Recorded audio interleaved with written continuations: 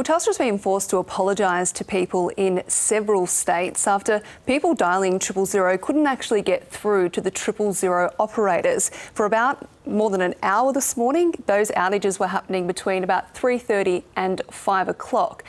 Now, what actually happened, Telstra says, was a technical problem. So Telstra operators answered the call, but they couldn't actually then transfer the people with emergencies to emergency services.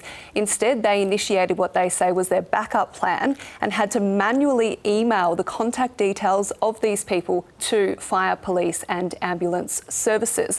And that happened to around 150 people. Now, this was happening across several states. However, it sounds like Victoria was impacted the worst. Our ambulance union here said it was absolute chaos when all of this was happening in the early hours of this morning, and there was actually around 400 calls for help during that time.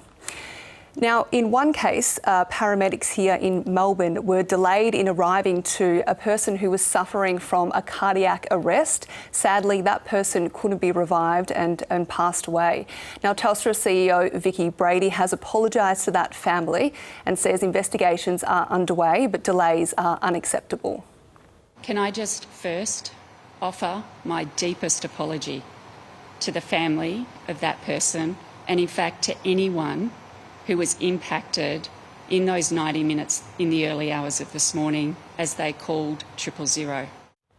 So Vicky Brady was stating there that, it's early stages into the investigation as to what happened with this outage. But in the wake of this, what is next?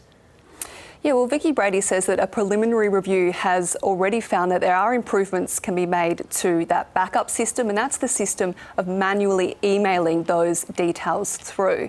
Now, investigation is underway by Telstra. It says it will be forensic and thorough, and it will focus on what actually caused this service to fail and also have a look at that backup system. And Vicky Brady says those findings will be made public.